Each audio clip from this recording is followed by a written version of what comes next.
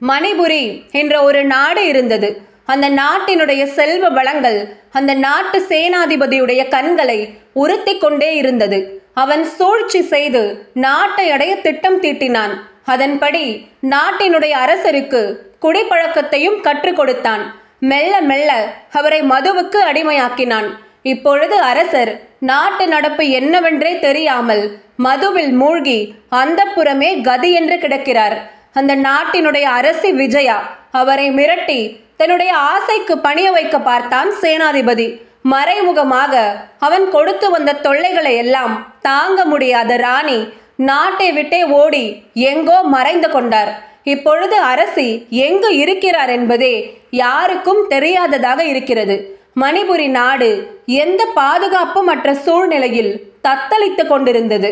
இந்த நிலையில்தான் மணிபுரியின் சிம்மாசனத்தை தனக்கு சொந்தமாக்கிக் கொள்ள சதித்திட்டம் தீட்டினான் சேனாதிபதி காங்கேயன். இதற்கு அந்த நாட்டினுடைய அமைச்சரும் உடந்தை. நான் அரசனானாலும் என்றைக்கும் நீதான் நண்பா அமைச்சன் என்ற அமைச்சருக்கு ஆசை வார்த்தை காட்டினான். அவனுடைய வார்த்தைகளுக்கு மயங்கி அமைச்சரும் இதற்கு சம்மதித்தார். ஆனால் இதில் 2 பிரச்சனை இருக்கிறது. ஒன்று, அரசருடைய மகன் சுதர்மன். இப்பொழுது அவன் 8 வயது குழந்தைதான். இன்னும் சில வருடங்களில் வளர்ந்து விடுவான். நியாயமாக அவன்தான் சிம்மாசனத்திற்கு உரிமையுள்ளவன். அவன் வந்து கேட்டால் நாட்டை கொடுத்துதான் ஆக வேண்டும். அப்படி இல்லை என்றால் நாட்டில் கலகம் வெடிக்க எல்லா வாய்ப்புகளும் இருக்கிறது. இந்த சந்தேகத்தை சேனாதிபதியிடம் கேட்டார் அமைச்சர். ஆனால் சேனாதிபதி இதற்கும் முன்கூட்டியே ஒரு ஏற்பாடு செய்து வைத்திருந்தான். இளவரசன் சுதர்மனை அரண்மனையில் வைத்திருக்காமல் காட்டில் ஒரு குடிசையில் காளிமுத்து என்பவனின் கண்காணிப்பில் வைத்திருந்தான். ஒரு அரசகுமாரனுக்கு நியாயமாக கிடைக்க வேண்டிய போர் பயிற்சியும் கல்வி கலைகள் உட்பட எதுவுமே இளவரசன் சுதர்மனுக்கு வழங்கப்படவில்லை. எந்த தகுதியும் இல்லாத ஒருவன் எப்படி அரசனாக முடியும்? அதனால் இப்படி ஒரு ஏற்பாடு செய்திருந்தான் சேனாதிபதி. அமைச்சர் அவனுடைய திட்டத்தை பாராட்டி தள்ளினார். கல்வி இல்லாதவனை உயிர் இல்லாதவன் என்றே சொல்லலாம். நீ சரியான ஏற்பாடுதான் செய்திருக்கிறாய் என்று புகழ்ந்தார் அமைச்சர். ஒரு பிரச்சனைக்கு முடிவு கட்டியாயிற்று. 2வது பிரச்சனை அந்த அரச பொக்கிஷம். சிம்மாசனத்தை அடைய முதலில் அரச பொக்கிஷத்தை திறக்க வேண்டும். ஏனென்றால் அரசினுடைய எல்லா செல்வ வளங்களும் அதில்தான் இருந்தன. ஆனால் அதை திறப்பது அத்தனை சுலபமில்லை. அதன் பூட்டு வலிமை மிக்கதாக இருந்தது. இதுவரை பொக்கிஷத்தை திறக்க வந்த அனைவரும் முயற்சி செய்து பார்த்துவிட்டு அதை திறக்க முடியாமல் திரும்பி போய்விட்டார்கள். இந்த பிரச்சனைக்கு தான் எப்படி முடிவு கட்டுவதென்று சேனாதிபதிக்கும் புரியவில்லை. சேனாதிபதியே, வேண்டுமென்றால் ஒன்று செய்யலாம். அரச பொக்கிஷத்தை திறப்பவருக்கு 1000 பொற்காசுகள் பரிசு என்று நாடு முழுக்க தண்டோரா போட்டு சொல்லலாம் என்று யோசனை சொன்னார் அமைச்சர். சேனாதிபதிக்கும் அந்த யோசனை சரியாகத்தான் பட்டது. அப்படியே செய்துவிடு நண்பா என்று சொல்லிவிட்டு அந்த இடத்திலிருந்து கிளம்பினார் சேனாதிபதி. இப்படி நாட்டின் செல்வ வளத்தை சுரண்ட அரசுக்கும் மக்களுக்கும் எதிராக அந்த நாட்டின் அமைச்சரும் சேனாதிபதியுமே சதித்திட்டம் தீட்டிக் கொண்டிருந்தனர். பாவம், அங்கு இளவரசன் சுதர்மனோ நேற்று வரை அரண்மனையில் வாழ்ந்த குழந்தை. தாய் தந்தையின் அரவணைப்புமின்றி ஒரு குழந்தைக்கு தேவையான அடிப்படை கல்வி வசதி கூட வழங்கப்படாமல் ஒரு நடைப்பிணம் போல் வாழ்ந்து வந்தான். அவர்கள் இருந்த குடிசையில் சுதர்மன் மற்றும் காளிமுத்துவுடன் சேர்ந்து ஆதரவற்ற வயதான ஒரு கிழவரும் வசித்து வந்தார். காளிமுத்து அந்த கிழவரிடம், ஹே கிழவா, இந்த சிறுவனை கவனமாக பார்த்துக்கொள். இவனை உன்னுடன் அழைத்து போ. ஆடு மாடுகளை மேய்க்க விடு. காடுகரையெல்லாம் சுற்றி திரியட்டும். ஆனால் இவன் கல்வியை மட்டும் கற்கக்கூடாது என்று எச்சரிக்கையாக சொல்லிவிட்டு வெளியில் கிளம்பினான். கிழவர் ஆடு மாடுகளை ஓட்டிக்கொண்டு அப்படியே சுதர்மனையும் உடன் அழைத்து கொண்டு காட்டிற்குள் மேய்ச்சலுக்கு போனார். அங்கு கிழவர் யாருக்கும் தெரியாமல் இரகசியமாக சுதர்மனுக்கு கல்வியையும் மற்றும் சகல போர் பயிற்சியையும் அளித்து வந்தார். சுதர்மனும் எல்லாவற்றையும் கவனமாக கற்று வந்தான். இளவரசனை கிழவர் அரசனாக எல்லா தகுதிகளும் உள்ள ஒரு வீரனாக வளர்த்து வந்தார். இப்படியே சில காலம் சென்றது. இத்தனை காலமும் இளவரசனுடைய மனதில் ஒரே கேள்விதான் ஒலித்து கொண்டே இருந்தது. யார் இந்த கிழவர்? நமக்கு தாயாகவும் தந்தையாகவும் ஒரு ஆசானாகவும் பாதுகாவலராகவும் இருந்து வருகிறார். இவ்வளவு நன்மைகள் செய்கிறாரே, யார் இவர்? அரசு விசுவாசியா, இல்லை நாட்டை பாதுகாக்க பொறுப்பேற்றவரா? இந்த கேள்விதான் அவனுடைய மனதில் ஒலித்து கொண்டே இருந்தது. அதை கேட்ட பொழுதெல்லாம் கிழவரும், காலம் வரும் சுதர்மா, அப்பொழுது நீயே தெரிந்து கொள்வாய் என்று சொல்லியே தட்டி கழித்து வந்தார். இளவரசனும் பொறுமையுடன் காத்திருந்தான். அங்கு அரண்மனையில் அமைச்சர் ஆச்சரியத்தில் கண்கள் விரிய பார்த்து கொண்டிருந்தார். அவருக்கு அருகில் யாராலும் திறக்க முடியாத வலிமை வாய்ந்த அரசு பொக்கிஷத்தினுடைய பூட்டு திறக்கப்பட்டிருந்தது. அதை திறந்தவர் அமைச்சருக்கு எதிரில் நின்றிருந்த தள்ளாத வயதுடைய ஒரு கிழவர். நம்முடைய சுதர்மனுக்கு கல்வி அளித்த அதே கிழவர்தான் இங்கு அரசு பொக்கிஷத்தை திறக்க அமைச்சருக்கும் உதவி செய்தவர். பொக்கிஷத்தை கிழவர் திறந்தவுடன் அமைச்சர் அந்த கிழவரை கூட்டிக் கொண்டு சேனாதிபதியிடம் சென்றார். சேனாதிபதியே, இந்த கிழவரை சாதாரணமாக நினைக்காதே, மிகுந்த திறமைசாலியாக இருக்கிறார். யாராலும் திறக்க முடியாத அரச பொக்கிஷத்தை ஒரு நொடியில் திறந்தார். இவரை நம்முடன் வைத்து கொண்டால் பல விதங்களிலும் நமக்கு உதவுவார் என்று சேனாதிபதியிடம் யோசனை சொன்னார் அமைச்சர். சேனாதிபதிக்கும் அந்த யோசனை சரியாகத்தான் பட்டது. இப்படி ஒரு திறமைசாலியின் துணை அவர்களுக்கும் தேவைப்பட்டது. இப்போது கிழவருக்கு அவர் நினைக்கும் பொழுதெல்லாம் அரண்மனைக்குள் சுதந்திரமாக போய் வர சகல உரிமைகளும் வழங்கப்பட்டது. அந்த கிழவர் சுதர்மனை பார்த்து கொண்டதோடு அவ்வப்போது அரண்மனை விஷயங்களையும் தெரிந்து கொண்டு வந்தார். இதற்காகத்தான் கிழவர் அரச பொக்கிஷத்தை திறக்க சேனாதிபதிக்கும் உதவி செய்தார். இந்த சூழ்நிலையில் சேனாதிபதி காங்கேயன் தான் அரசனாக முடிசூட்டி கொள்ள அருகில் இருந்த நாடுகளின் உதவியை தேட ஆரம்பித்தான். சேனாதிபதி காங்கேயன் மற்ற நாடுகளின் அரசர்களுக்கெல்லாம் ஒரு மடலை எழுதினான். அந்த மடலில் அரசர் மதுவுக்கு அடிமையாகிவிட்டார், அரசி விஜயாவோ வேறொரு ஆடவர் மேல் மோகம் கொண்டு நாட்டை விட்டே ஓடிவிட்டார், இளவரசன் சுதர்மனோ கல்வியற்றவனாகவும் ஒழுக்கமற்றவனாகவும் இருக்கிறான். நாட்டிற்கு பாதுகாப்பற்ற இந்த சூழ்நிலையில் சேனாதிபதியாகிய நான் அரசனாக பொறுப்பேற்க வேண்டும் என்று மக்கள் விரும்புகிறார்கள். அதற்கு உங்களுடைய ஆதரவு தேவைப்படுகிறது என்று கற்பனையாக ஒரு கதையை தயார் செய்து அதை சுற்றியிருந்த நாடுகளுக்கெல்லாம் மடலாகவும் எழுதினான்.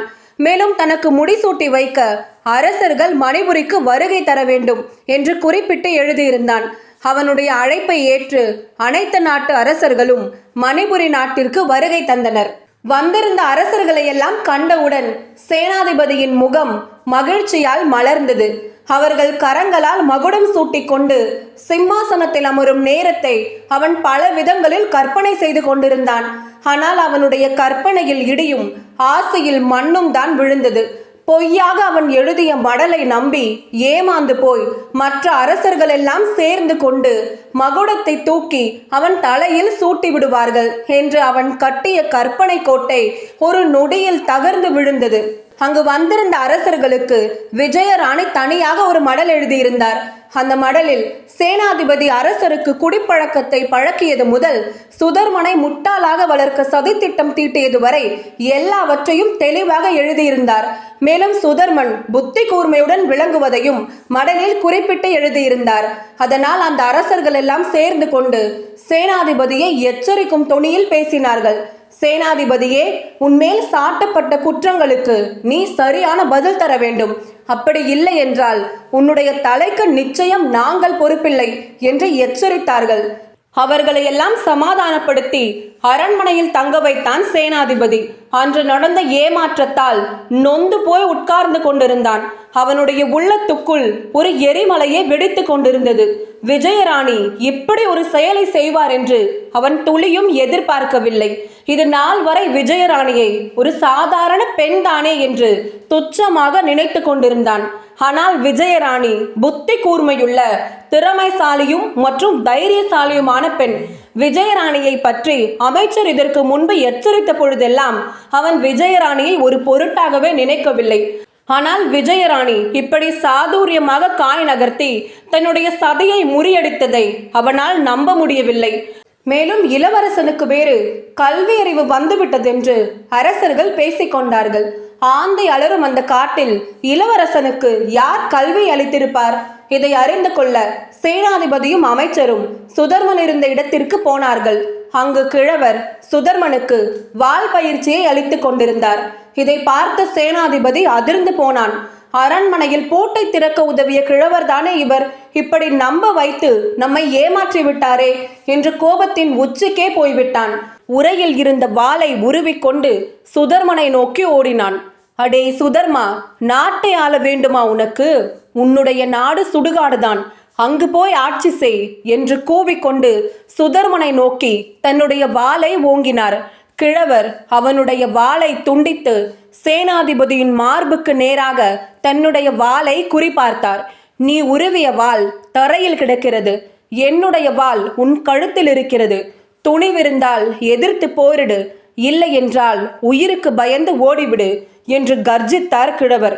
சேனாதிபதியும் அமைச்சரும் புறமுதுகு காட்டி அரண்மனையை நோக்கி ஓடினார்கள். அவர்களை துரத்தி கொண்டு சுதர்மனும் கிழவரும் பின்னாலே ஓடினார்கள்.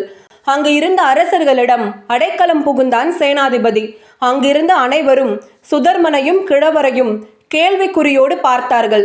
அங்கிருந்த அனைவர் முன்னிலையிலும் தான் அணிந்திருந்த பொய் தாடி, தலைப்பாகை முதலியவற்றை களைந்து தன்னுடைய உண்மை உருவத்தை காட்டினார். இது நாள் வரையிலும் கிழவராக நடித்து கொண்டிருந்த விஜயராணி. இதை பார்த்த மற்ற அரசர்களுக்கு ஆச்சரியம் தாங்கவில்லை. பாவம், சேனாதிபதிதான் அவமானத்தில் தலை தொங்கி போனான். இந்த உலகில் ஒரு சிறிய பறவை கூட தன்னுடைய குஞ்சுகளை கொள்ள வரும் பருந்தை வலிமை மிக்கது என்று தெரிந்தும் அதை எதிர்த்து நிற்க ஒரு நொடி கூட யோசிக்காது. 5 அறிவு ஜீவன்களுக்கே தாய்ப்பாசம் அவ்வளவு துணிச்சலை தரும் என்றால் விஜயராணி புத்தி கூர்மையுள்ள ஒரு வீரப்பெண், ஒரு நாட்டின் அரசி. அவர் தன் மகனை காக்க இந்த காரியத்தை துணிந்து செய்ய மாட்டாரா? அங்கு இருந்த அரசர்கள் எல்லாம் விஜயராணியை புகழ்ந்தார்கள். இந்த உலகில் ஆண்களையும் பெற்றெடுத்தவர்கள் பெண்கள்தான். அப்படிப்பட்ட பெண்களை ஆண்களை காட்டிலும் வலிமை குன்றியவர்கள் என்று நினைத்த சேனாதிபதிதான் இறுதியில் முட்டாளாகி போனான்.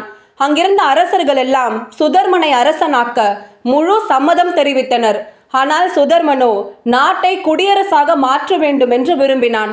அதன்படி மணிபுரி நாடு மக்களாட்சி நாடாக மாறியது. இனி மணிபுரி நாட்டில் மக்கள் அனைவரும் அரசர்கள், மக்களின் விருப்பப்படியே ஆட்சி நடக்கும் என்று அறிவிக்கப்பட்டது.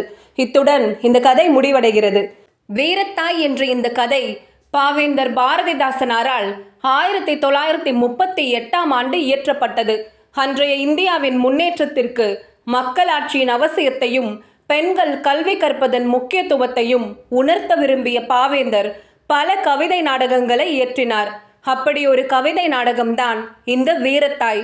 நாடு மக்களாட்சியாக இருந்தால் அதை அந்நியர்கள் கைப்பற்றும் நிலை உருவாகாது. மேலும் ஒரு கல்வி கற்ற பெண்ணால் நாட்டிற்கும் வீட்டிற்கும் எவ்வளவு நன்மை நடக்கும் என்ற பாவேந்தரின் உள்ள குமுறலே இப்படி கவிதை நாடகமாக உருவானது.